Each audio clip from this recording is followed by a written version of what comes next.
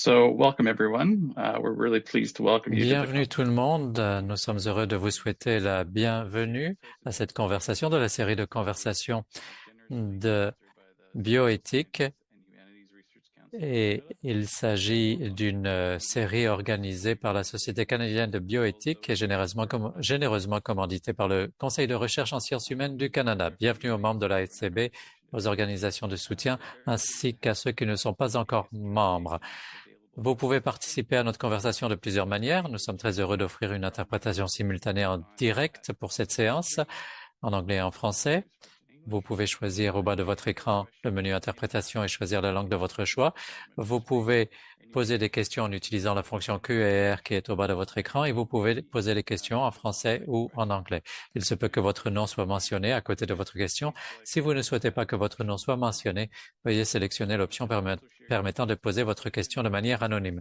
Vous pouvez également nous faire part de vos impressions sur cette séance et suggérer des sujets pour les futures séances en répondant à notre sondage, ce que nous vous encourageons vivement à faire plus tard, une fois que le lien sera affiché dans le clavardage. Et bien sûr, cette séance fait l'objet d'un enregistrement et sera disponible sur notre site web www.bioethics.ca.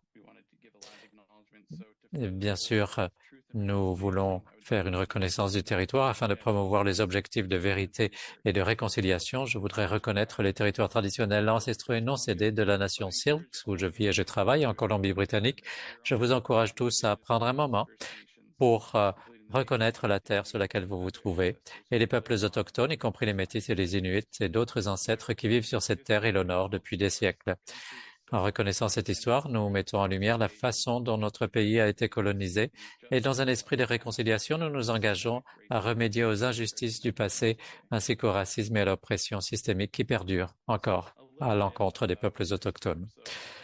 Alors, ce forum, la Société canadienne de bioéthique est un forum interdisciplinaire et interprofessionnel qui permet de discuter de sujets importants en matière de bioéthique au Canada. Je suis l'animateur d'aujourd'hui, je m'appelle Zach Verlbaum et je suis trésorier et responsable des finances du conseil d'administration de la SCB. La SCB a lancé la série Conversations au printemps dernier afin d'offrir des occasions de dialogue tout au long de l'année, en dehors de notre conférence annuelle, et aussi pour encourager les membres ou les personnes qui ne sont pas encore membres de diverses disciplines et de divers horizons à enrichir nos conversations. Nous avons réservé 2 épisodes à venir. Vous pouvez vous inscrire. Je vous encourage à vous inscrire. Et si c'est la première fois que vous entendez parler de la SCB et que vous souhaitez continuer à participer à des conversations, n'hésitez pas à nous rejoindre, à être membre. Vous pourrez ainsi assister à notre Assemblée générale annuelle qui aura lieu le mois prochain. Et nous avons des membres individuels et institutionnels. Et le soutien de tous nos membres nous permet de continuer à exister en tant qu'organisme de bienfaisance enregistré et société à but non lucratif. L'une des choses que nous voulons faire dans cette série est de remercier nos organisations de soutien pour leur soutien et nous en présentons toujours une au début de nos séances et nous commençons avec le Centre de bioéthique de l'Université Memorial et je donne la parole à la Dr. Jennifer Flynn. Bonjour, m'entendez-vous? Pouvez-vous me confirmer qu'on m'entend? Oui, je vous entends. Je vous entends très bien. Alors, la diapo suivante, s'il vous plaît. Alors, on m'a dit que j'avais 3 ou 4 minutes pour présenter les aspects les plus saillants et importants de notre centre. Alors, je vais commencer par une description générale de notre centre. Nous avons pensé à cette idée d'un centre en 2014-2015 et nous sommes devenus officiellement un centre en 2018. Nous voulions devenir un centre car nous considérions que nous n'avions pas suffisamment de visibilité au pays et à l'international, même si nous faisons la même chose que font beaucoup de centres. Et ça a bien fonctionné, malgré le fait que la pandémie de COVID a interrompu notre lancement. Nous avons 4 membres du corps professionnel, dont 3 qui sont des philosophes et l'autre est anthropologue. Et nos nominations sont en général des professeurs d'université, donc on on est professeur, mais ce que nous faisons aussi dans nos postes, c'est que nous travaillons en clinique. Donc, nous sommes commandités par l'université et la province pour faire plusieurs types de travaux de consultation clinique et de politique également. Voilà pour ce qui est de nous. Nous avons un programme de maîtrise en éthique de la santé. Il s'agit d'un programme de 2 ans. Les étudiants suivent 6 cours. Nous avons également un élément stage à notre programme qui consiste en 40 heures de travail de bioéthique appliquée, en général répartis en fonction de politique de recherche et de domaine clinique, et qui fait que les étudiants nous suivent dans différents milieux cliniques et dans nos autres responsabilités de bioéthique appliquée. Il y a aussi pour le diplôme de maîtrise un projet final qui peut être un projet capstone ou un autre type de dissertation. Et donc, en général, on commence, les limites d'inscription sont le 1er février pour commencer à étudier en septembre. Et puis, je voudrais annoncer un symposium que nous tenons à la fin septembre sur le sujet de l'aide médicale à mourir. Le sujet de ce symposium sera, et ce n'est pas un titre très neutre, mais en fait, l'AMM au Canada, un second regard lucide. Il se tiendra ici à Saint-Jean-Terre-Neuve, l'université a aussi un campus qui se trouve dans un endroit magnifique, tout près des sites historiques nationaux, le campus de Signal Hill, et nous souhaitons recevoir des résumés sur ce sujet qui doivent être envoyés avant le 7 juin 2024. Et nous avons déjà nos conférenciers pour ce symposium. Et puis, le journal de bioéthique va publier des conclusions de ce symposium. Et puis, je voudrais mentionner que nous hébergeons le blog Impact Ethics, que vous pouvez aller chercher sur impactethics.ca. Et si vous souhaitez soumettre un article, vous pouvez le faire à l'adresse courriel impactethics@mun.ca. Et c'est tout. Merci. Merci, Dr. Flynn. Je dois dire que j'ai un préjugé positif puisque j'ai étudié à Memorial avec le programme de maîtrise et je le recommande vivement. Alors, aujourd'hui, notre animateur pour la discussion est le Dr. Matheson, Eric Matheson, qui était auparavant éthicien clinique pour Alberta Health Services et il travaille maintenant à l'Université de Toronto à Scarborough.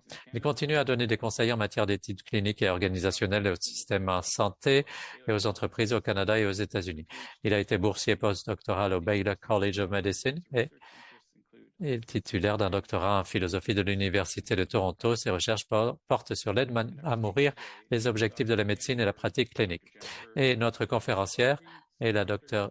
Jennifer Blumenthal-Barbie, qui est philosophe bioéthicienne et qui se centre dans ses recherches sur l'éthique de la prise de décision. Elle a reçu le prix Greenwald Faculty Scholar Award, également une bourse Pfizer Bioethics Fellowship. Elle a été chercheuse principale pour 4 prix du Patient Centered Outcomes Research Institute. Elle a reçu également un financement récemment en tant que co-chercheuse principale pour étudier l'éthique et la prise de décision dans la stimulation cérébrale profonde pédiatrique dans le cadre de l'initiative BRAIN des NIH. Elle a également reçu un financement de la HARQ pour étudier l'utilisation d'un système d'intelligence artificielle et d'apprentissage machine. Elle a publié plus de 130 articles dans des revues de bioéthique, de philosophie et de médecine et a fait partie de plusieurs groupes d'experts et comités liés à la bioéthique et à la prise de décision médicale. Elle est rédactrice en chef adjointe du Journal of Medical Ethics et de l'American Journal of Bioethics.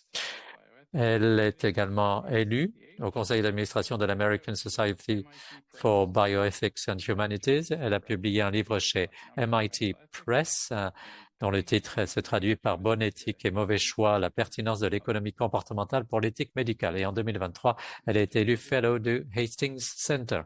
Vous avez tous les deux la parole. Merci, Zach. Bienvenue tout le monde et bienvenue Jenny. Jenny, j'aimerais savoir quels sont vos points de vue, puisque vous avez écrit dessus. Qu'en est-il du concept de bioéthique et j'ai récemment écrit un article sur la fin de la personnalité. En fait, la motivation de cet article portait sur mon expérience dans un milieu clinique et l'étude de la conscience. Des gens qui étaient dans un état conscient minimal, de conscience minimale, et j'ai remarqué que quand on parlait de ces cas et dans le discours de bioéthique, on parlait du concept de personnalité ou du fait d'être une personne. Est-ce qu'un individu qui est dans cet état a une personnalité et est une personne?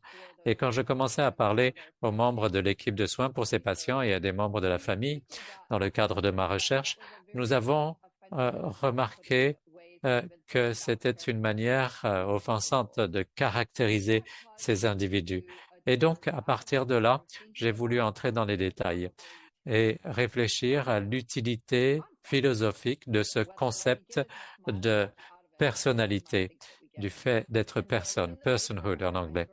Et donc, dans mon article, j'ai voulu revoir le concept, avoir une perspective assez nouvelle, dire que ce concept est non seulement offensant pour les gens, mais aussi qu'on n'a pas besoin de ce concept. J'ai parlé d'autres concepts de respect pour les individus et également penser au bien-être et aux intérêts de l'individu. Et je dis dans l'article qu'il s'agit là des questions qu'il faut poser dans les débats, où traditionnellement on se pose la question où la personne est vraiment une personne. Alors, cela revient à la question de savoir de comment on doit conceptualiser les choses. Et bon, les non-philosophes ont tendance à penser que quand les philosophes se lancent dans la bioéthique, ils ont tendance à compliquer les choses ou introduire des choses qui représentent un frein, un obstacle dans de réels progrès dans le milieu clinique. En fait, les philosophes, là, dans votre cas, voulaient simplifier un concept et éviter d'arriver à quelque chose de binaire. Et malgré cette simplification, en fait, le problème de la simplification peut faire qu'on arrive à de mauvais résultats. Donc, comment est-ce que l'on doit penser à des concepts comme cela? C'est une question intéressante. Le contexte peut être utile. Vous savez, il est bon d'avoir des questions philosophiques sur un sujet, comme par exemple comment devons-nous traiter un individu qui est dans un état de conscience minimale et on pense aux capacités rationnelles, la capacité de connaître quelque chose, d'avoir telle ou telle expérience, et on a tendance à étiqueter le patient et en utilisant un concept comme celui de la personnalité. Mais ce qui peut se passer, c'est que quelquefois, on a trop tendance à se centrer sur le concept. Et à partir de là, ça ne fait que trop simplifier la conversation et on perd les nuances. Donc, je crois que ça va dans les deux sens. Les philosophes aiment beaucoup proposer des concepts pour les choses. C'est bien d'avoir des concepts, mais et c'est vrai qu'ils peuvent être utiles, ils peuvent illuminer les choses, éclairer les choses, mais quelquefois ils ne correspondent pas aux réalités cliniques. Et quelquefois ils ont tendance à sursimplifier les choses et éviter et perdre les nuances.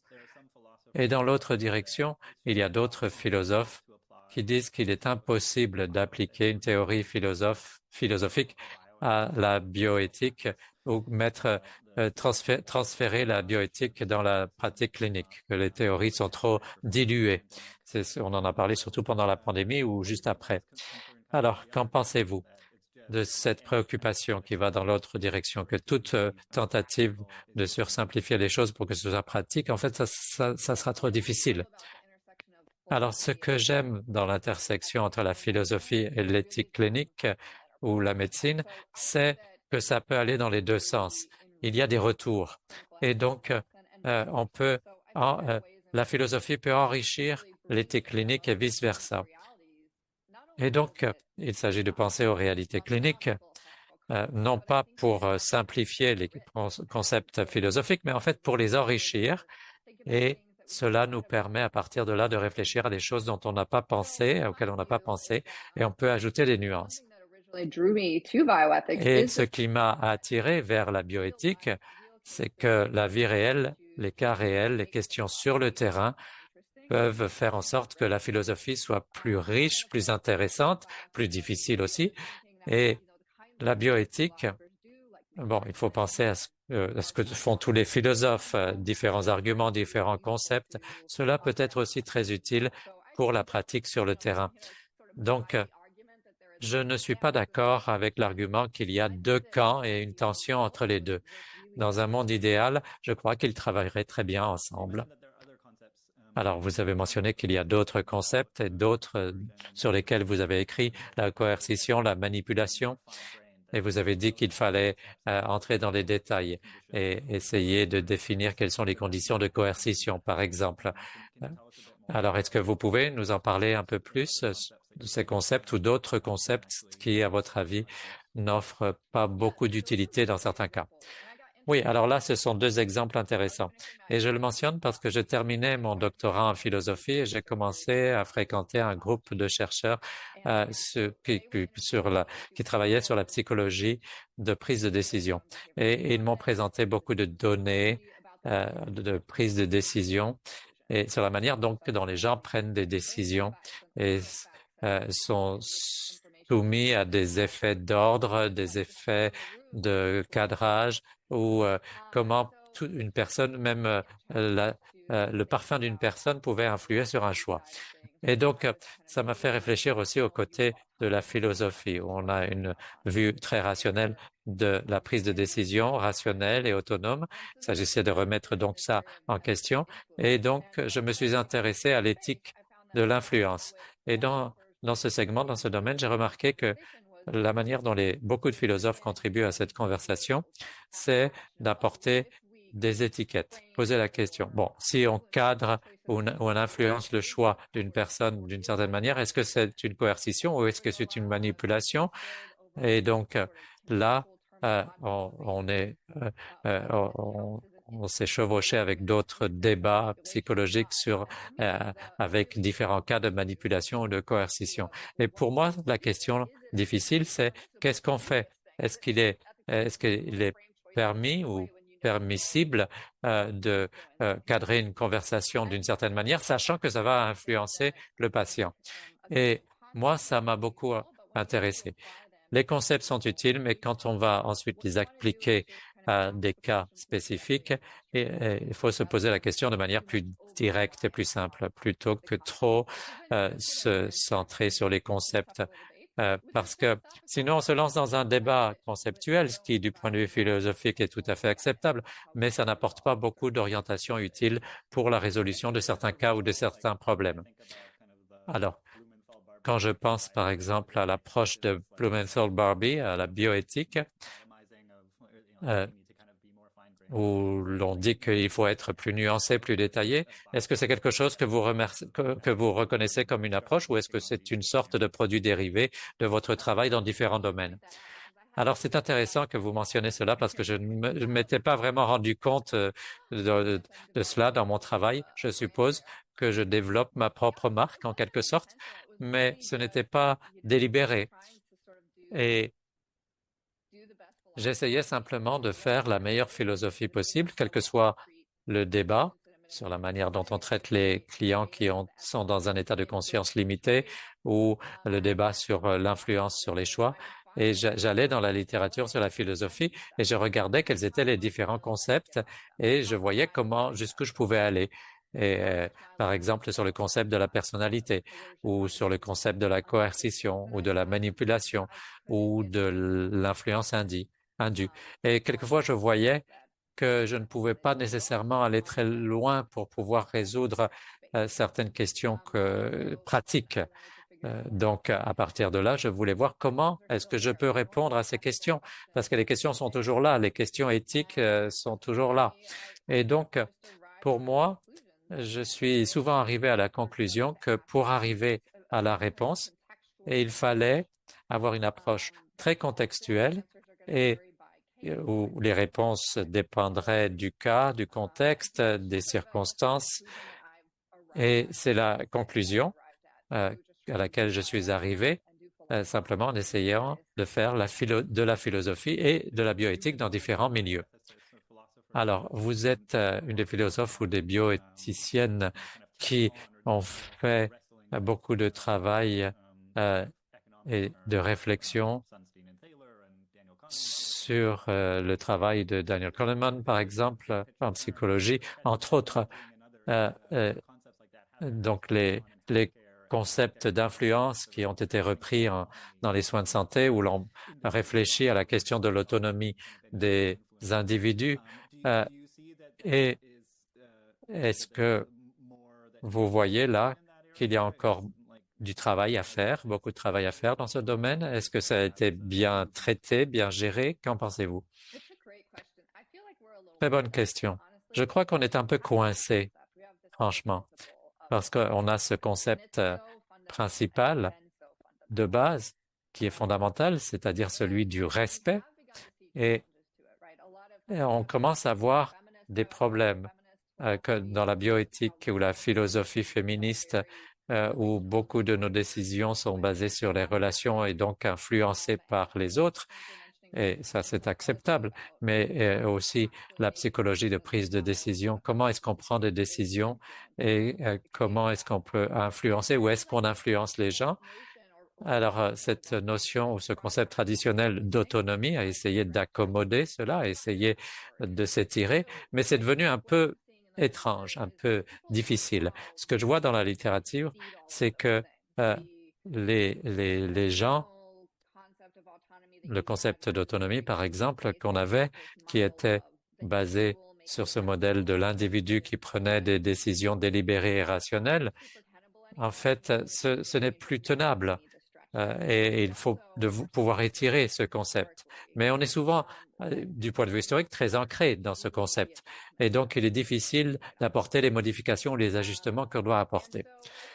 Et donc, l'autre chose que j'ai observée et qui, à mon avis, est intéressante, bon, c'est vrai que on peut dire que dans le monde clinique et dans la bioéthique, on se rend compte de plus en plus que ce n'est pas réaliste, que les gens puissent prendre des décisions rationnelles et délibérées. Mais je suis récemment allé à un congrès de philosophie et c'était toujours la manière dont on parlait du concept d'autonomie. Toute la conférence, en fait, portait sur la fonction d'agent, le concept d'autonomie. Il y avait beaucoup de philosophes qui étaient là et c'était toujours la compréhension dominante du concept d'agence et d'autonomie, le concept de choix rationnel. Et quand on parlait d'influence qui interférait avec cela, on considérait que c'était encore une menace. Et donc, je crois qu'on avance, mais on est un peu coincé. Alors, la personnalité, la manipulation, ce sont des concepts sur lesquels vous êtes sceptique. Est-ce qu'il y a d'autres concepts qu'utilisent les philosophes et que vous aimeriez que les non-philosophes ou bioéthiciens en sachent plus? Alors, c'est ça qui m'intéresse dans mon travail. J'aime être une traductrice en quelque sorte. J'aime voir ce qui se passe, ce qu'il y a dans la littérature de philosophie qui est intéressante et j'aime l'amener dans le discours de bioéthique. Il y a des concepts qui commencent à être intégrés dans le discours de bioéthique. Un concept que l'auditoire connaît peut-être, c'est l'injustice épistémique. C'est un concept de Miranda Fricker dans la littérature sur la philosophie il y a plus de 10 ans. Et quand vous regardez les articles de bioéthique depuis 2 ans, vous voyez cette explosion où l'on parle d'injustice épistémique. Et je crois que c'est bien. Donc, il s'agit de parler d'idées de justice, où on peut, si on traite les gens comme ils devraient être traités, mais Mais il faut donner aux gens suffisamment de déférence et de crédit, considérer que ce sont des personnes qui peuvent apporter une connaissance à la table, et donc il faut respecter leur point de vue parce qu'ils savent quelque chose. Donc c'est l'idée là d'injustice épistémique. Et donc c'est un concept de la philosophie qui s'est intégré dans la bioéthique. C'est un bon exemple, avec une nouvelle perspective de voir les choses par rapport à la manière dont elles se faisaient par le passé en médecine, ne pas écouter le patient, ou surtout en fonction de son genre ou de son origine. Ça, c'est un exemple. Un autre exemple d'un concept qui est très intéressant du point de vue philosophique, mais qui n'a pas vraiment été intégré dans la bioéthique, c'est le contexte de A-leaf en contraste avec le B-leaf. C'est un concept de Tamara Geithler qui a été élaboré en 2007, je crois, en philosophie, et qui est un concept intéressant parce que l'idée, en fait, ce qu'elle dit, il y a ces choses qu'on appelle des A-leaf, qui sont des attitudes basées sur des convictions euh, qui datent de longue date, mais qui sont en contraste avec le belief. Par exemple, si vous allez au Grand Canyon et vous voyez qu'il y a ce dernier pont et la théorie, c'est que vous êtes en sécurité, mais vous pouvez ne pas vous sentir en sécurité, même si vous avez les deux auxquels vous pensez. Donc, c'est un concept intéressant. Et donc, cela a une incidence sur certains cas de prise de décision avec les patients. Quelquefois, on ne comprend pas pourquoi un patient réagit à quelque chose d'une certaine manière ou prend la décision qu'il prend. Là, je crois qu'on pourrait essayer d'utiliser ce concept de A-Leaves. Je n'ai pas vu beaucoup de discussions sur ce concept dans la littérature de la bioéthique. Donc, voilà des exemples. Alors, quand je pense à certains outils, je pense que il y a des concepts philosophiques qui peuvent être intéressants pour les bioéthiciens. Est-ce qu'il y a des concepts qui vont dans d'autres directions, c'est-à-dire des concepts de la bioéthique qui pourraient être repris par des philosophes?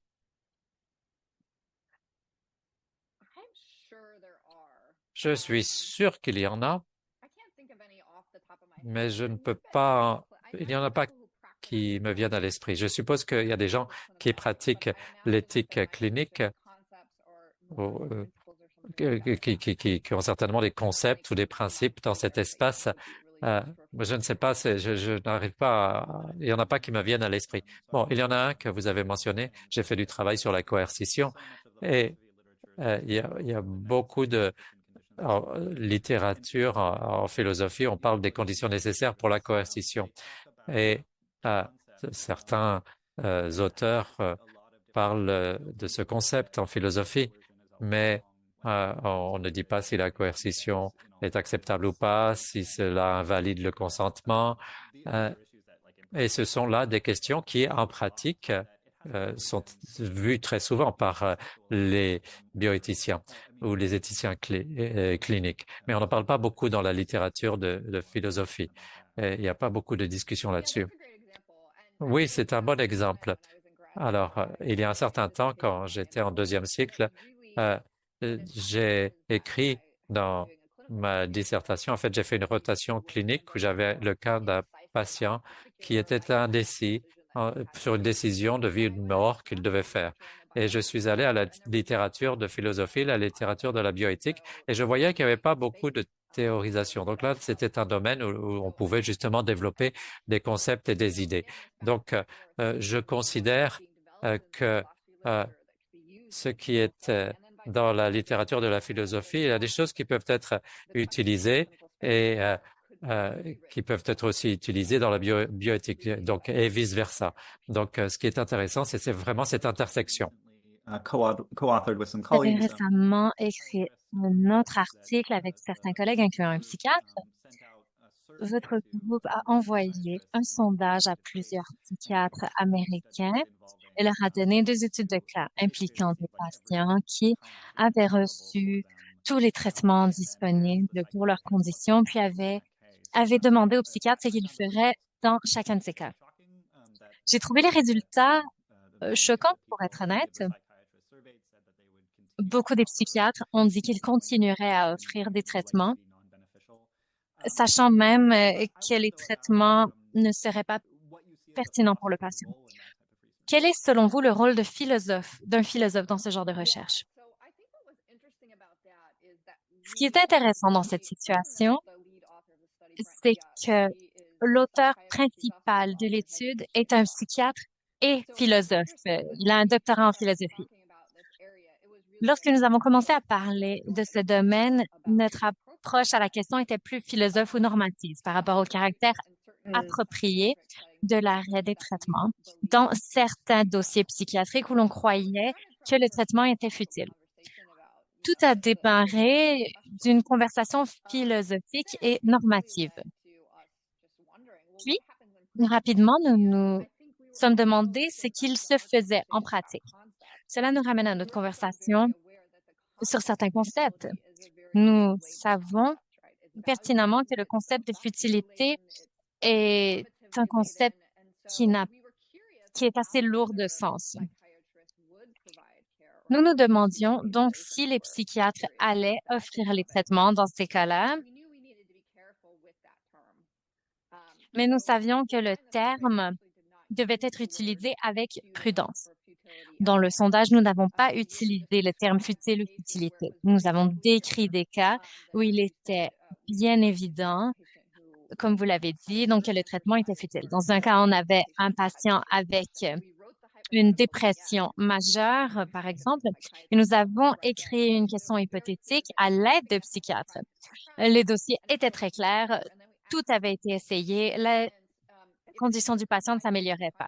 Nous avons demandé au psychiatre, donc, offririez-vous différents types d'interventions dans ce cas-ci? Nous avons présenté 4 différentes interventions, par exemple, hospitalisation, neurostimulation, etc.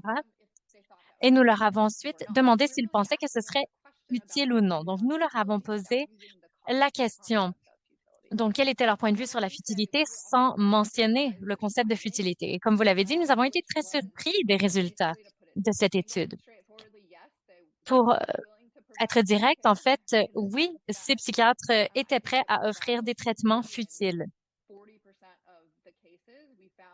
Dans 40% des cas, les personnes qui ont répondu ont dit qu'ils offriraient probablement un traitement qui, selon eux, n'obtiendrait pas de résultats. Cela nous amène à nous poser toutes sortes de questions éthiques. Est-ce que c'est du gaspillage de ressources? Il y a une obligation envers le bien-être des patients et la bienfaisance. Donc, est-ce que vous remplissez cette obligation en offrant des traitements qui, selon vous, ne sont pas pertinents, n'auront pas les effets escomptés? Il y a également une certaine question de devoir d'éviter de tromper le patient, de les duper. Ils peuvent dire aux patients que les soins seront utiles, mais peuvent ne pas y croire eux-mêmes. Bon, nous n'avons pas parlé du concept de A-Leaf, mais on pourrait aussi en parler. Ce serait un bon suivi. Bref, c'est un article très amusant et intéressant à écrire. Oui, la bioéthique empirique existe depuis longtemps, la philosophie expérimentale ou la XP existe depuis longtemps. Donc, vous avez en fait obtenu les données empiriques, puis avez pu formuler des commentaires philosophiques. Donc, pensez-vous que ce genre de choses peut être utile afin de mieux comprendre ce qui se passe sur le terrain? Est-ce que ça vous semble être une avenue que devraient emprunter plus de philosophes? Il y a un livre appelé La méthode de l'éthique médicale que j'utilisais lorsque j'enseignais. Ce livre explique toutes sortes d'approches empiriques et normatives à la bioéthique et parle donc de la bioéthique, qu'elle soit normative ou philosophique, et des façons dont ces dernières peuvent interagir. C'est une excellente façon d'illustrer les différentes facettes de tout cela. Donc, quand on parle de bioéthique empirique, les philosophes pourraient dire, eh bien, nous devrions faire X, Y, Z. Puis, de façon empirique, nous pouvons déterminer est-ce que ça se produit ou non pourquoi, de quelle façon. Ça nous permet de pousser la réflexion plus loin. Il y a beaucoup d'exemples où on peut avoir une collaboration très productive. Ça nous permet de nous pencher sur la question et de voir ce qui se produit réellement sur le terrain, ce que les personnes font, ce que les personnes pensent, de découvrir toutes sortes de choses intéressantes et ça nous amène ensuite à considérer plusieurs enjeux, des changements de pratiques, découvertes. Je crois que ça nous permet également de découvrir toutes sortes de questions philosophiques et éthiques à explorer. Dans les articles de bioéthique empirique, on fait état de nos découvertes, puis il y a une section de discussion et je crois que c'est une excellente section qui nous permet d'entrer plus en profondeur dans les questions à poser. Donc, les personnes qui ont une formation de base en bioéthique empirique vont pouvoir jeter un coup d'œil à la section discussion et ça peut peut-être les encourager à pousser la réflexion plus loin. J'adore ce genre de travail collaboratif vraiment, empirique, expérimental, qui combine également une analyse normative. Alors, je tiens à mentionner aux participants que si vous avez des questions tout au long de la discussion, vous pouvez les écrire dans la section questions et réponses et nous pourrons répondre au fur et à mesure. Parlons maintenant de la contribution des philosophes en bioéthique. Il fut une époque où les philosophes étaient plus séparés, mais maintenant, il y a plus d'interaction. Prenons par exemple les grandes conférences de bioéthique. Ce ne sont pas des endroits où participent les philosophes, même les philosophes en bioéthique. Selon vous, que devrions-nous faire pour remédier cette situation et augmenter la collaboration dans ces domaines? Je crois qu'il y a des problèmes associés à la structure et d'autres à l'attitude. Par exemple, du côté de la structure, s'il y a des présentations de 10 minutes dans une conférence, c'est un bon moyen de présenter des résultats de façon rapide. Voici un tableau, voici les données, mais c'est beaucoup plus difficile de présenter un point de vue philosophique où il faut présenter un argument, le développer, y réfléchir, penser aux objections. C'est un exemple très simple qui nous permet de réfléchir aux enjeux structurels et aux façons dont nous pouvons nous montrer plus inclusifs des philosophes, des méthodes philosophiques. C'est très important en bioéthique. L'autre élément, l'autre facteur à avoir aux attitudes. Les philosophes doivent être motivés à collaborer avec d'autres personnes. Si vous voyez une étude ou si vous participez à une étude empirique sur un sujet, ça pourra ouvrir la porte à toutes sortes de questions philosophiques pour vous et je crois qu'il faut également considérer l'envers de la médaille. Les personnes qui ne sont pas philosophes doivent comprendre la valeur des analyses philosophiques et du point de vue philosophique. J'ai moi-même collaboré avec énormément de personnes qui ne sont pas philosophes, des psychiatres, des cliniciens de toutes sortes de spécialités. Et selon moi, ça a fait de moi une meilleure philosophe. Ça m'a permis de pousser ma philosophie à être plus nuancée et à me remettre en question. Et ça nous a permis de produire de la philosophie beaucoup plus pratique et utilisable. J'aime également collaborer avec des philosophes. Je ne sais pas, Eric, peut-être avez-vous un point de vue sur la question, mais je crois que c'est moins commun. Il est de plus en plus commun pour les philosophes de collaborer avec des non-philosophes, mais je ne sais pas à quel point les philosophes travaillent en collaboration les uns avec les autres.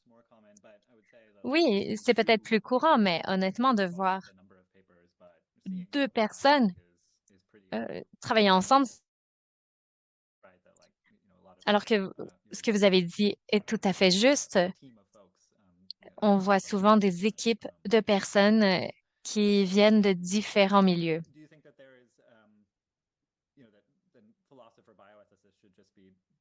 Pensez-vous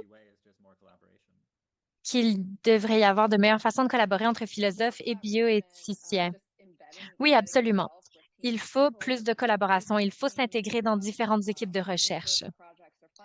Il y a des projets empiriques financés, il y a des équipes cliniques auprès desquelles on peut s'intégrer. Je crois que ce sera une bonne chose pour pousser la réflexion et augmenter le travail en collaboration. J'encouragerai également les philosophes à collaborer avec d'autres philosophes et pas qu'avec une seule personne. J'ai participé moi-même à plusieurs articles qui ont été préparés par des équipes, parfois même 5 personnes, comprenant 3 ou 4 philosophes. Et ça a été une expérience très enrichissante chaque fois. Ce que je vois souvent, ce sont des philosophes qui se tournent vers les réseaux sociaux comme X, Facebook et posent des questions à d'autres philosophes. Vont dire, que pensez-vous de cet argument? Recommandez-vous une telle lecture? J'essaie de penser à différents concepts. Avez-vous des propositions à faire? Et on le voit beaucoup sur les réseaux sociaux. Il y a des bonnes suggestions. Puis, la personne qui a posé la question va ensuite retourner dans son coin et écrire son article par lui-même. Alors qu'en fait, moi, je me dis, mais quel dialogue enrichissant entre ces différents philosophes, que ce soit dans les réseaux sociaux ou dans une conférence. Ne serait-ce pas une bonne idée de travailler ensemble et de collaborer sur un article? L'éthique clinique se rapproche de plus en plus d'une professionnalisation et la terminologie est de plus en plus rigide. Prenons par exemple les 4 principes de base de bioéthique qui sont utiles d'un point de vue éthique et qui peuvent souvent permettre d'introduire la population à la bioéthique. Mais les philosophes qui font de la bioéthique considèrent l'approche un peu moins rigide ou lui accordent moins d'importance qu'on présume souvent. J'aimerais savoir ce que vous pensez de tout cela. La professionnalisation s'intensifie. On a des attentes à ce qu'il y ait un certain commun accord dans le terrain, alors que les philosophes ont plus tendance à remettre en question ce genre de choses, comme dans le cas, par exemple, de l'identité personnelle. Donc, avec cette professionnalisation et le commun accord, selon vous, jusqu'où doit-on aller pour pouvoir contribuer de façon pertinente? C'est une excellente question.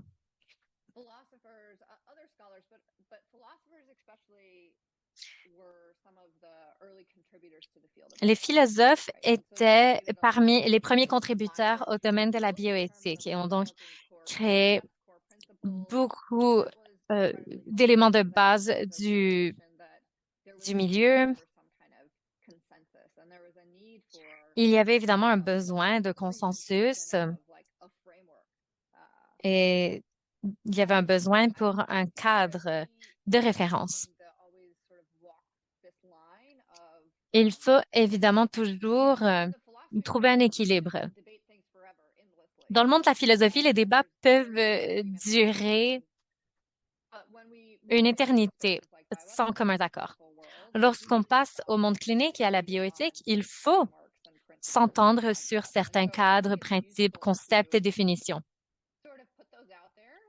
Je crois qu'il est utile d'avoir un certain consensus et d'ancrer certains concepts. Par contre, nous devons pouvoir maintenir cette capacité de croissance et d'évolution au fil des années. Le rôle des philosophes dans la bioéthique peut être un rôle de remise en question, de développement et de croissance des concepts de base qui sont utilisés. Le rôle peut également être de suggérer des nouveaux concepts pour remplacer les concepts existants. Les philosophes peuvent critiquer et proposer des nouveaux concepts. Bon, évidemment, si l'on va critiquer un concept, il faut offrir une approche ou un principe alternatif, quelque chose de nouveau qu'on peut nommer. Tout le monde aime pouvoir nommer ce genre de choses. Ça peut sembler stupide, mais le marketing est très important en psychologie. Donner un nom à chaque concept que la population peut comprendre, qui a du sens et qu'on peut utiliser. Il est toutefois important, selon moi, de pouvoir poursuivre cette croissance, cette évolution et de remettre nos concepts en question. Alors, quelques questions pour résumer ce que vous dites. Donc, lorsque j'ai fait mon doctorat en philosophie, puis que j'ai travaillé en éthique clinique, j'ai réalisé qu'il y avait beaucoup de choses que je ne connaissais pas et que je ne savais pas qu'il me manquait ces connaissances. Donc, par exemple, les enjeux éthiques qui surviennent dans les soins de santé. Bon, évidemment, l'éthique clinique est un domaine particulier, mais prenons donc de la philosophie de la bioéthique. Si vous aviez à concevoir un cheminement idéal en éducation pour une personne qui veut entrer dans ce domaine, quel degré d'expérience clinique devrait-on inclure? C'est une excellente question. Selon moi, le cheminement idéal pour une personne qui veut travailler en philosophie, en bioéthique philosophe, selon moi, une partie du doctorat devrait être passée à faire une rotation clinique et à le faire le plus tôt possible. Donc, j'ai fait ma rotation clinique dans ma deuxième année de mes études supérieures et ça a été très utile pour moi. Ça m'a tout d'abord donné un sens d'humilité. Ça m'a expliqué, en fait, ça m'a fait réaliser à quel point des choses étaient complexes. Et ça a préparé le terrain et m'a aidé à comprendre ce qu'un philosophe pourrait contribuer dans un contexte clinique. Tout d'abord, donc, il faudrait cette exposition à l'aide d'un stage. Il faut également être proactif. Vous n'aurez peut-être pas la chance de vous inscrire à un programme d'études qui inclut un stage, mais vous pouvez vous-même trouver des bioéthiciens, des communautés cliniques dans votre ville ou dans votre région et essayer d'avoir accès à ces occasions, à ces débouchés pour être exposé au milieu médical. Ensuite, en m'inspirant de ce que vous avez fait, Eric, après avoir obtenu votre doctorat, vous avez fait une formation de boursier, donc en éthique médicale. Vous avez passé beaucoup de temps dans ces deux univers et selon moi, c'est un cheminement idéal donc pour un philosophe et bioéthicien. Il s'agit en fait d'un modèle idéal, donc d'une personne qui a de la formation dans ces deux domaines. Considérant l'éducation médicale pour les docteurs ou autres prestataires de soins de santé, il y a évidemment le Collège de médecine. Selon vous, donc, que changeriez-vous de la façon dont les étudiants en médecine sont formés pour améliorer les résultats éthiques? Une chose que je changerais est quelque chose que vous avez mentionné un peu plus tôt. Un point de vue simplifié de la bioéthique et de la philosophie, ainsi que des principes de base.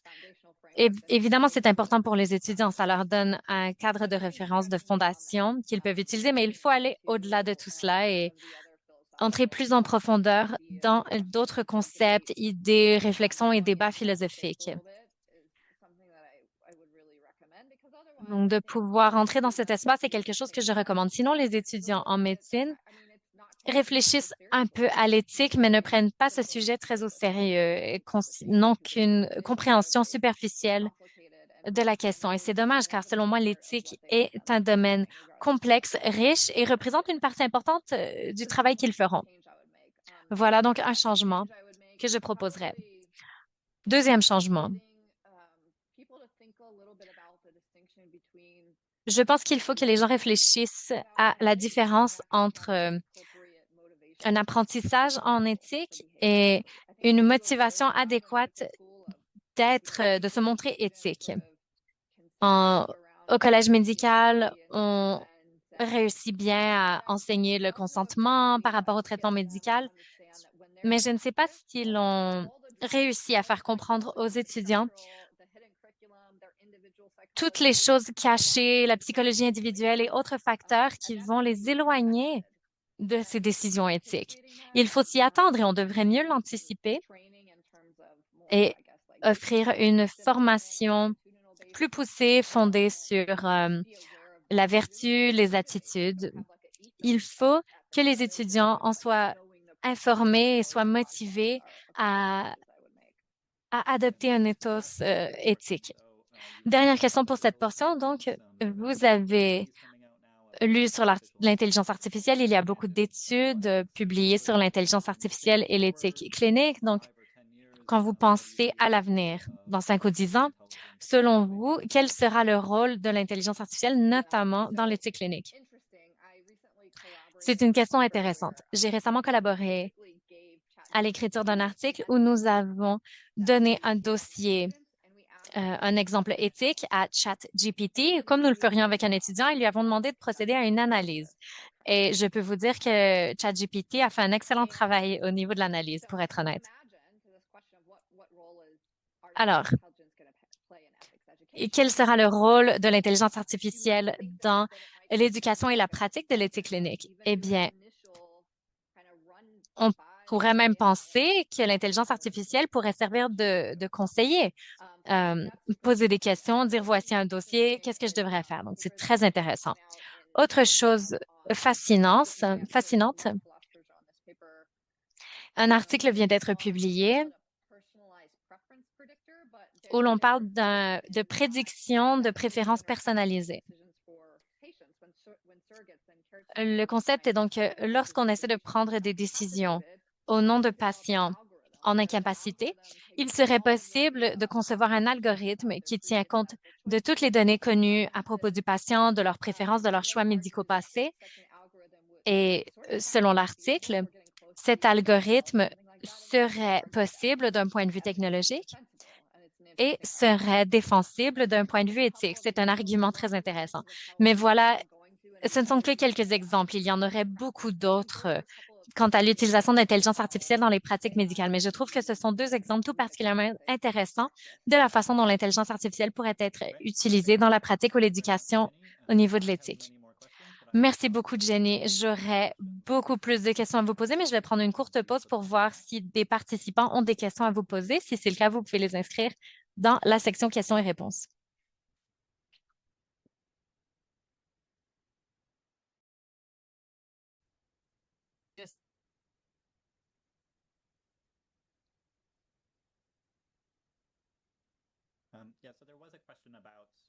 Alors, il y avait une question portant sur la formation en philosophie pour les éthiciens cliniques. Donc, je lis la question. Je crois qu'un des défis vient d'un manque d'appréciation de la part des philosophes universitaires par rapport aux compétences et savoirs spécifiques impliqués dans le travail d'éthique clinique. Qu'en pensez-vous? Je suis tout à fait d'accord. Personnellement, je ne travaille pas dans l'éthique clinique, mais je crois que les compétences requises pour ce travail sont des compétences traditionnelles d'analyse philosophique, mais il y a également des compétences en communication, des compétences fondées sur la vertu, l'empathie, les relations interpersonnelles. Ce sont des compétences propres aux personnes qui pratiquent l'éthique clinique et qui sont sous-appréciées ou sous-reconnues par les philosophes. Par contre, cela nous ramène au début de notre conversation, Eric. Je crois qu'on n'apprécie pas assez la complexité et la nuance de chaque cas et la façon dont ces éléments viennent compliquer l'analyse philosophique. Par exemple, des philosophes et des personnes non philosophes ont dit, bon, ce n'est pas vraiment intéressant d'être un philosophe, de faire de l'éthique, parce que franchement, tout a déjà été fait. Les philosophes d'il y a plusieurs années ont déjà élaboré les cadres de référence, les concepts, et tout ce que vous avez à faire, c'est les mettre en application. C'est ce qu'un bioéthicien fait ou un éthicien clinique fait. C'est une application très simple des concepts existants. Et bon, vous pourriez répondre mieux que moi, mais selon moi, l'application de ces concepts n'est pas très simple et elle est probablement même extrêmement compliquée. Souvent, on réalise que les outils et cadres philosophiques à notre disposition ne fonctionnent pas et qu'il faut en développer des nouveaux et il faut réfléchir à de nouvelles façons de considérer des dossiers. Donc, voilà ce que je dirais. Voilà certains endroits où on n'apprécie pas assez les compétences. Oui, je crois que ça va dans les deux sens. Il y a des dossiers d'éthique clinique auxquels on n'a jamais pensé et qui ne font pas l'objet de discussion en bioéthique. La coercition est un bon exemple. je n'avais jamais pensé à réfléchir à la coercition jusqu'au vaccin obligatoire pendant la pandémie, puis que cela a déclenché une question sur le consentement. À ce moment-là, je me suis dit, quelqu'un doit avoir écrit des articles à ce sujet-là. Donc, à quel moment la coercition vient-elle miner le consentement libre? Qu'est-ce qui est considéré comme de la coercition? Je pensais donc que ce serait un exercice très simple que de trouver une réponse à cette question et que je pourrais l'envoyer à mes collègues. Et j'ai réalisé que les philosophes ne s'étaient jamais réellement penchés sur la question. On a des milliers d'articles et de livres écrits sur la coercition, mais personne n'avait réfléchi à cet aspect tout particulier. Un autre exemple plus récent, il y a, bon, vous savez, la discussion n'est pas close, mais on a une réponse assez adéquate. Donc, si une personne n'a pas de capacité de prendre ses propres décisions, il y a un processus qui permet donc de nommer un substitut. Mais il y a d'autres conditions qui viennent miner le consentement éclairé, par exemple la coercition. Que faire s'il y a de la coercition? Si on sait qu'il y a eu de la coercition, la théorie dit que cette personne ne peut pas donner son consentement éclairé valide. Donc, que fait-on? On leur donne un substitut valide? Non. Est-ce qu'on les empêche de prendre une décision? Non plus. Donc, quoi faire? On pourrait croire donc que la réponse était très simple, mais on réalise à ce point beaucoup de points d'interrogation. Oui, c'est fascinant. Lorsque j'ai commencé à m'intéresser au concept de nudge ou des encouragements, on en parlait beaucoup dans le domaine de l'économie, des politiques. Et des personnes réfléchissaient. Donc, bon, vous avez utilisé une certaine façon de présenter les faits pour encourager un patient à prendre une décision voulue. Qu'en disent les philosophes? Bon, on se tourne vers la littérature, donc la littérature philosophique ou dans mon cas, la littérature de philosophie bioéthique. On lit des articles sur la théorie du consentement éclairé. Il y avait une classification donc de persuasion progressive et de coercition, ou plutôt de persuasion rationnelle, dis-je.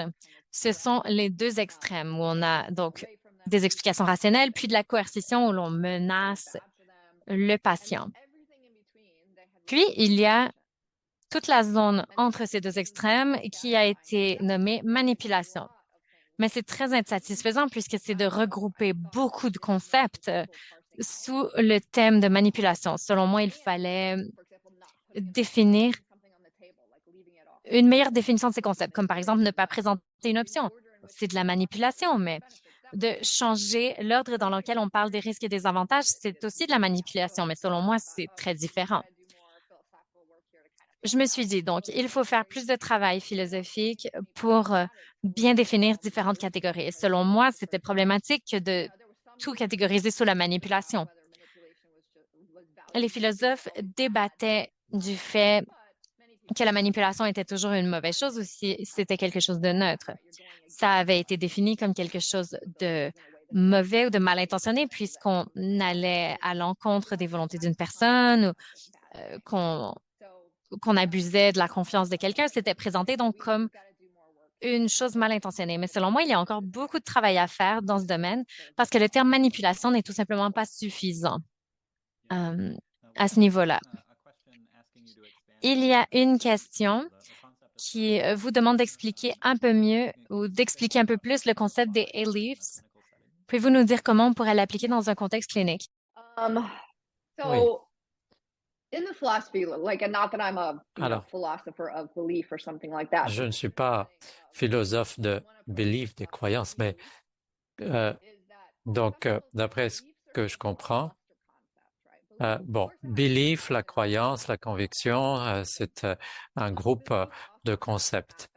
Ça peut aussi avoir un composant affectif et un composant comportemental. Donc, il s'agit d'un groupe de concepts, qui ont ces éléments. Et à partir de là, on peut essayer d'extirper peut-être un élément qui est plus affectif ou comportemental, et puis la partie cognitive va dans une autre direction. Et c'est ainsi qu'on est arrivé à ce concept de ALEAF ou ALEAF. Si vous êtes juste avant de commencer à prendre le pont, vous pensez que vous allez tomber, mais d'un autre côté, vous pensez que c'est sécuritaire. Donc, comment appliquer cela en bioéthique ou comment ça se transmet? Bon, quelquefois, les patients, disons qu'on leur donne un pronostic qui n'est pas bon et il semble, ou en tout cas il nous paraît, que le patient ne croit pas vraiment dans le pronostic ou il ne le comprend pas et ils essayent, ils sont peut-être dans le déni. Et donc, une manière de comprendre ce qui se passe, c'est de penser au ELIF. Peut-être qu'ils considèrent que le ELIF, que leur ELIF est beaucoup plus optimiste. Et donc, ils agissent comme ne croyant pas ce qu'on lui dit. Mais si on entre plus dans les détails, dans la profondeur et qu'on va à l'élément cognitif, on sait que ou on comprend que le patient a compris ce qu'on lui a dit et qu'il a ce belief, c'est cette compréhension que le pronostic est mauvais. Donc, est-ce que pour la décision éclairée, le consentement, est-ce qu'il faut s'assurer que le ALEAF soit correct ou que le belief soit correct? Donc ça, c'est une question intéressante. Et puis autre chose qui émane non pas de la philosophie, mais plutôt de la psychologie et de la psycholinguistique, c'est le concept de juste comprendre, ou de la compréhension juste qui est de Valerie Renan, qui est psycholinguiste. Surtout en médecine et en éthique médicale, quand on parle de compréhension et de consentement éclairé, en fait, ce qu'on fait, on demande aux patients de nous répéter un certain nombre de choses. Est-ce que tu peux nous dire, est-ce que vous pouvez nous dire ce que je vous ai dit sur votre pronostic? Est-ce que vous pouvez parler des risques et des avantages? Et s'il n'arrive pas à répéter, on peut se poser des questions. Est-ce que le patient a bien compris? Est-ce que la compréhension est suffisante pour qu'il puisse donner son consentement et prendre une décision éclairée? Et elle dit qu'il s'agit d'une manière très verbale et mot pour mot de la compréhension. Et donc, c'est pour cela qu'on parle, bon, de juste comprendre. Est-ce que la personne a compris le message principal?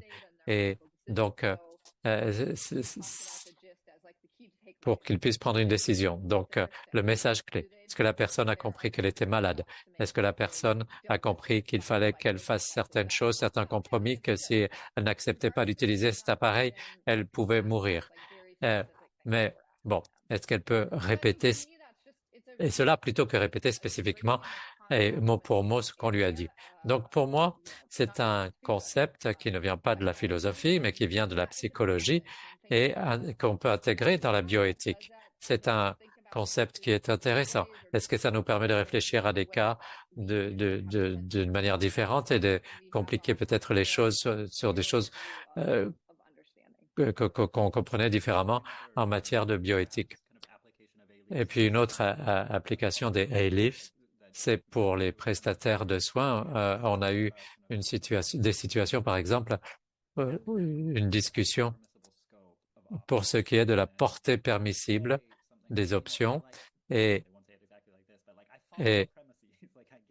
le patient dira, bon, je comprends le principe et je suis d'accord, mais en raison d'un certain aspect, d'un certain commentaire, eh bien, une intervention agressive ne peut pas être acceptée par le patient ou par la famille, même s'il y a cette compréhension, même si le patient comprend et accepte la donnée probante, disons. Mais il y a un blocage qui pourrait expliquer cet aspect. Donc, je crois qu'un autre concept que connaissent bien les philosophes et qui est peut-être utile dans certains de ces cas, dans la prise de décision et les problèmes cliniques, c'est la question du désir et de souhait qui existe depuis les années 70. L'idée de Frankfurt, par exemple, c'est qu'on a plusieurs désirs, plusieurs souhaits. On veut aller courir, on veut partir en promenade, on veut manger de la crème glacée. Et les patients peuvent avoir un désir ou un souhait pour un traitement médical. Et donc, ici, ce qui est pertinent moralement, ce n'est pas nécessairement le désir de la personne, mais le sentiment de la personne par rapport à ce désir. Donc, si le patient décide qu'il veut commencer un traitement, bon, là, on peut prendre un pas de recul et dire et se demander d'où vient ce désir pour ce traitement, ce souhait pour ce traitement. Est-ce que c'est quelque chose que vous avez identifié? Le patient peut dire oui, c'est vraiment quelque chose que je veux ou non, ce n'est pas vraiment quelque chose que je veux. Et donc, dans l'espace clinique, j'ai vu ces cas de patients qui prenaient des décisions qui me semblaient étonnantes à moi. Et j'aurais aimé que les patients aient plus de conversations, mais souvent les prestataires de soins disaient, bon, c'est le désir du patient, donc c'est ce qu'on doit faire. Mais attendez, la philosophie, la littérature philosophique dit qu'il faut quand même entrer dans les détails avec des questions plus détaillées, non seulement sur ce que veut cette personne, mais prendre aussi un pas de recul et voir si ça correspond à tout ce qu'on sait de ce patient ou que se passerait-il si on lui posait des questions à un niveau plus profond, disons. Donc voilà un espace un segment où l'on peut vraiment réfléchir et qu'on peut explorer. Alors, il est dit ici, en français, que le terme futilité est traduit par acharnement thérapeutique et qu'il y a des différences de langue. Donc, en particulier quand les équipes francophones parlent à des familles de patients anglophones, et donc il peut y avoir des connotations différentes. Oui, ça c'est fascinant parce qu'en anglais, on parle de traitement qui n'a pas de bénéfice, non avantageux en quelque sorte, alors qu'acharnement thérapeutique, c'est un concept et ça peut affecter aussi les A-Leaf. Alors, une autre question plus large. Bon, quelquefois, j'ai cette idée, je ne sais pas si elle est vraiment très forte ou très solide, mais il me semble qu'en bioéthique, il y a beaucoup de changements qui peuvent se produire. Que il faille travailler sur les détails et que, bon, même s'il y a des gens qui veulent remettre en question l'aperçu dans son ensemble, mais en tout cas, est-ce que vous pensez qu'effectivement, il y a plus ou moins de modifications en bioéthique? Alors, c'est une observation qui est intéressante et qui est sans doute correcte. Je dirais que aux États-Unis, bon, je peux dire deux choses. Il y a beaucoup de financement pour la bioéthique aux États-Unis qui vient de subventions. Par exemple, venant du National Institute for Health. Mais si vous proposez quelque chose de vraiment nouveau, un nouveau concept auquel personne n'a pensé ou une remise en question d'un concept, c'est pas le genre de chose qui va être financé. Ce qui est financé en général, c'est d'assurer le statu quo ou des améliorations très graduelles. Donc, il y a ce composant structurel ici, au moins aux États-Unis, et de l'autre côté, dans l'espace de pratique médicale et de formation médicale, j'ai remarqué que dans les écoles de médecine, les éthiciens veulent paraître très scientifiques et démontrer qu'ils ont des normes. On n'a pas de méthode scientifique, mais on a nos principes de base sur lesquels nous avons un consensus, et donc c'est stable, on a convenu de ça. Et donc, parce qu'on veut se présenter dans un mode très scientifique, et ce qui est très différent de la philosophie. Et donc, je dirais que cette tendance ou ce désir de recevoir un certain respect ou une autorité dans un milieu clinique amène au fait que l'attitude est plus conservatrice. On n'a pas vraiment de concepts qui vont changer des paradigmes ou des arguments qui vont changer complètement un paradigme.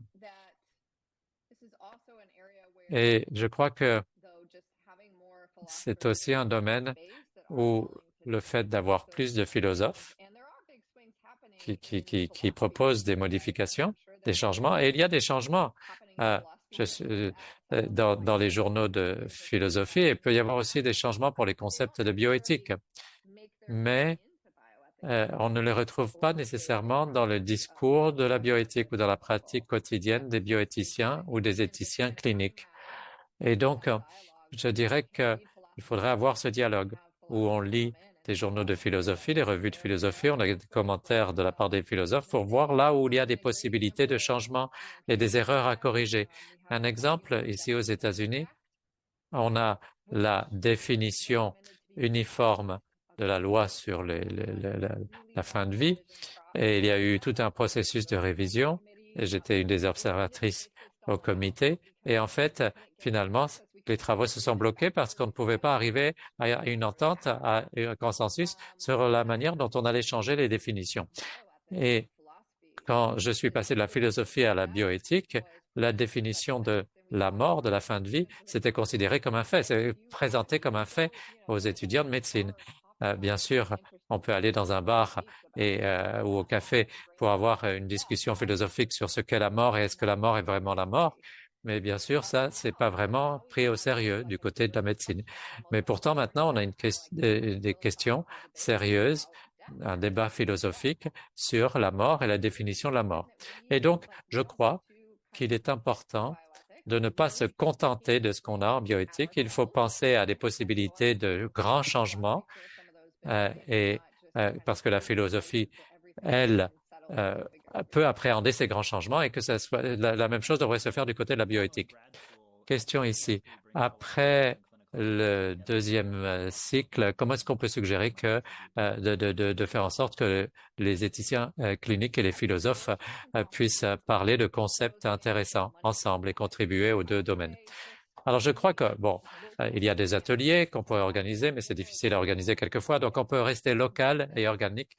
Ici, à Houston, au Texas, j'ai des groupes de work in progress, de travaux en cours en quelque sorte, et j'invite tous les gens qui sont près de chez moi, des philosophes qui ont un intérêt en bioéthique. Bien sûr, les philosophes diront, je ne suis pas intéressé par la bioéthique, je ne travaille pas en bioéthique, mais je peux lui dire, si vous êtes intéressé par l'éthique normative et certaines théories philosophes qui peuvent s'appliquer à l'éthique médicale, eh bien, venez parce que c'est là que vous pouvez proposer des changements.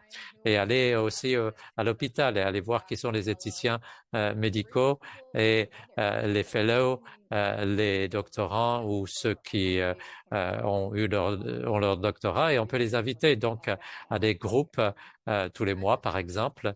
Et je crois qu'il s'agit de quelque chose qui est peut-être très fructueux. Nous, ce que nous faisons, nous apprenons beaucoup les uns des autres. Alors, pour conclure, j'ai quelques petites annonces publicitaires à faire.